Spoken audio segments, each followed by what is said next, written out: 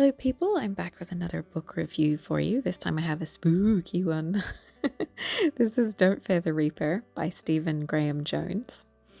So, 4 years after the events of the novel My Heart is a Chainsaw, Jade Daniels is back in Proof Rock, Idaho, right on time for Dark Mill South to arrive, a prolific indigenous serial killer who has just escaped from a prison transfer and started killing teens like a classic slasher movie villain. According to the media, he's seeking to avenge 38 Dakota men hanged in 1862, but this is really just spin. Throw into the mix that it's Friday the 13th and there's a huge blizzard on the way, and you have yourself a brutal, dark tide overtaking the town.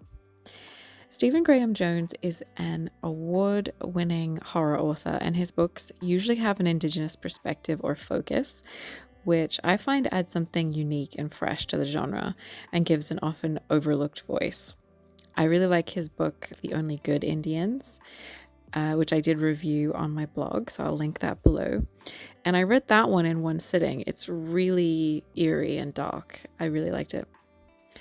As I mentioned, Don't Fear the Reaper is a sequel, and it will be the middle book in a trilogy, though details on the third book haven't really been confirmed yet.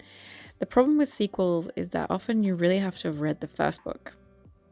And while this book does go back a little bit to remind us of events in the first volume, if you haven't read that book or don't remember it really well, this book will confuse you a little bit, and some of the characters won't be as poignant because you won't have their backstory.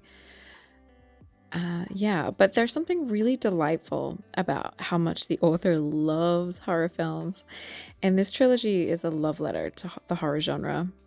And that love has infused this book. The whole is littered with references to slasher movies, from the Wes Craven films as chapter titles to conversations the characters have, the name of the town and the killings, the way the killings happen.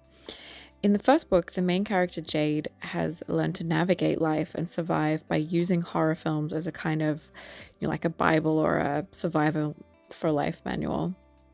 I like this concept because it feels like something a teen might actually do, and it allows for some real horror homagery.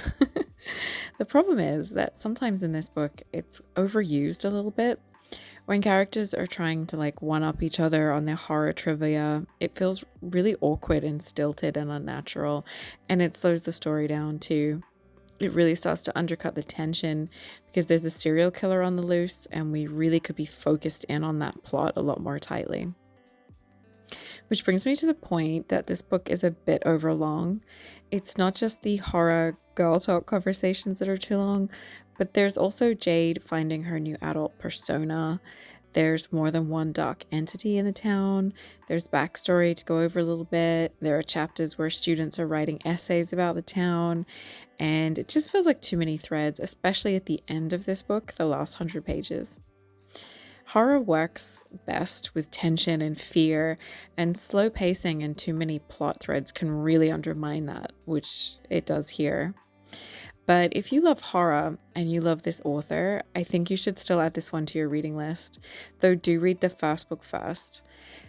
There are some really great scenes in this book that I liked, and the overall atmosphere and the slasher killings are gory and creative. So if you love slasher films like me, reading this will really make you want to go back and watch some of your old favorites. And there's something good here, even if the tension isn't at its peak all the way through. So this one is one to read if you're a Stephen Graham Jones fan or a lover of slasher horror movies.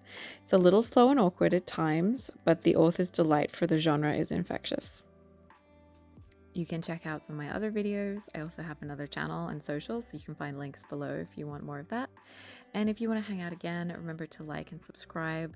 And you can always leave a comment, let me know what you thought, or let me know what else you might want to see. Thank you.